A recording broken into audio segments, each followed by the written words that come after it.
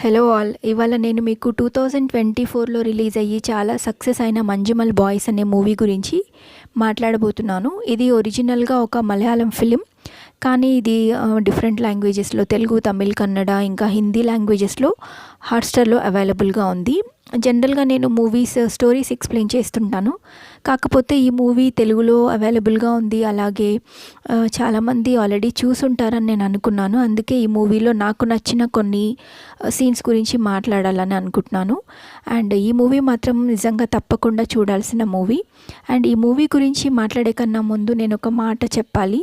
నేను రీసెంట్గా ఒక ప్రొడ్యూసర్ మాట్లాడితే విన్నాను. అతను రివ్యూవర్స్ చాలా మూవీస్ గురించి నెగటివ్గా పబ్లిసిటీ ఇస్తున్నారు, దానివల్లనే మూవీస్ ఫ్లాప్ అవుతున్నాయని చెప్పడం జరిగింది. సో కాకపోతే నాకు అనిపించింది ఏంటంటే, ఇలాంటి మూవీ తీస్తే మాత్రం ఎవరు కూడా నెగటివ్ పబ్లిసిటీ చేయరు. సో అనవసరంగా ఒక వీక్ కంటెంట్ మూవీస్ తీసి అందులోనూ రివ్యూవర్స్ నెగటివ్ పబ్లిసిటీ ఇస్తున్నారని రివ్యూవర్స్ని అనడం అయితే కరెక్ట్ కాదు. సో అది నాకు అనిపించింది. అండ్ ఇంకా ఈ మూవీ గురించి మాట్లాడే కన్నా ముందు నేను స్టోరీ ఒక 1 లైన్లో చెప్పేస్తాను. ఏంటంటే, కేరళలోని మంజుమల్ అనే ప్లేస్కి చెందిన కొంతమంది అబ్బాయిలు 2006లో తమిళనాడులోని కొడైకెనాల్ అనే ప్లేస్ని చూడడానికి వెళ్తారు. అక్కడ వాళ్ళు రెస్ట్రిక్టెడ్ ఏరియా అయిన గునా కేవ్లోకి వెళ్తారనమాట.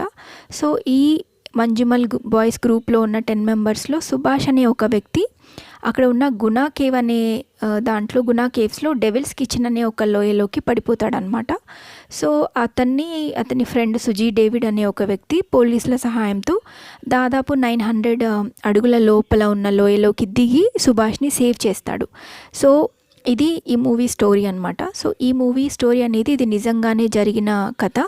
ఇది నిజంగానే 2006లోనే జరిగింది. అండ్ మనకి ఇంటర్నెట్లో మంజుమల్ బాయ్స్ వాళ్ళ ఇంటర్వ్యూస్ అవన్నీ కూడా మనం చూడొచ్చు. సో నిజానికి ఈ మూవీ స్టోరీ అనేది చాలా సింపుల్ స్టోరీ లైన్. కానీ ఈ మూవీ చూస్తున్న మనకి మాత్రం అది ప్రీ క్లైమాక్స్ సీన్ మాత్రం తప్పకుండా గూస్ బంప్స్ తెప్పిస్తుంది. అండ్ దానికి మెయిన్ రీజన్ ఏంటంటే, అది డైరెక్టర్ విజన్ అని చెప్పొచ్చు. అండ్ అలాగే క్యారెక్టర్స్ పెర్ఫార్మెన్స్, మరీ ముఖ్యంగా ఆ సిచ్యువేషన్లో వచ్చే గునా మూవీ సాంగ్. నా పర్సనల్ ఒపీనియన్ అయితే గునా మూవీలో సిచ్యువేషన్ కన్నా ఈ మూవీ సిచ్యువేషన్లో ప్రియతమ అనే సాంగ్ చాలా బాగా సూట్ అయిందని అనిపించింది. మనకి మూవీ స్టార్టింగ్లో సాంగ్ ప్లే అవ్వటము, అలాగే ఆ తాడులాగే గేమ్ మనకి ముందుగానే చూపించడం అంతా కూడా చాలా బాగా వర్కౌట్ అయ్యింది.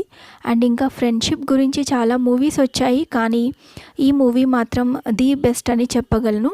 అండ్ ఈ సినిమాలో ఆ ఫ్రెండ్స్ అంతా ఎంత క్లోజ్ అనేది మనకి వాళ్ళ చైల్డ్హుడ్ డేస్ చూపించడం ద్వారా, అలాగే వాళ్ళు ఒరే సుభాషు అండ్ అభిలాషు అని పిలుచుకోవడం కూడా మనకి వాళ్ళ ఫ్రెండ్షిప్ చాలా క్లోజ్ అని మనకి బాగా అర్థమవుతుంది. అండ్ ఇంకా ఈ మూవీ అనేది చాలా ఎమోషనల్ బేస్డ్ మూవీ కాబట్టి కొంచెం డ్రామాకి స్కోప్ ఉంటుంది.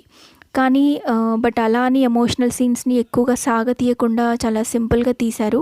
అండ్ ముఖ్యంగా సుభాష్ని లోయలోంచి బయటికి తీసిన తర్వాత సీన్ అనేది మనకి జస్ట్ 2 minutes to 3 minutes ఉంటుంది. కాకపోతే మనకి చూసిన తర్వాత మాత్రం ఆ సీన్ మళ్ళీ చూడాలని అనిపిస్తూ ఉంటుంది. అండ్ ఇంకా షాకింగ్ విషయం ఏంటంటే, ఈ మూవీ బడ్జెట్ జస్ట్ 20 crores అట.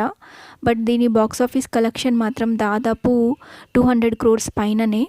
సో జనరల్గా మన టాలీవుడ్లో చూసుకుంటే మాత్రం 20 crores అంటే హీరో బడ్జెట్ కూడా రాదని చెప్పొచ్చు. అది వేరే విషయం. కాకపోతే ఇక్కడ నేనేమి టాలీవుడ్ని తక్కువ చేయట్లేదు, జస్ట్ బడ్జెట్ విషయం వచ్చింది కాబట్టి చెప్తున్నాను. అండ్ ఈ మూవీ అనాలిసిస్ ద్వారా నేను చెప్పదలుచుకుంది ఏంటి అంటే, మూవీలో కంటెంట్ అండ్ పర్ఫార్మెన్స్ బాగుంటే చాలు.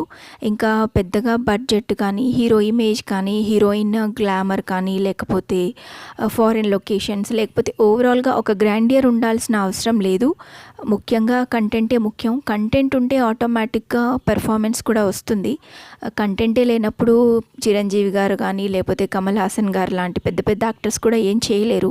సో మూవీకి మెయిన్గా కావాల్సింది మాత్రం కంటెంట్ అని మళ్ళొకసారి ఈ మూవీ చూసాకైతే అనిపించింది. సో ఇంకా ఈ మూవీ చూడని వాళ్ళు ఎవరైనా ఉంటే మాత్రం తప్పకుండా చూడండి. And thank you for watching my video.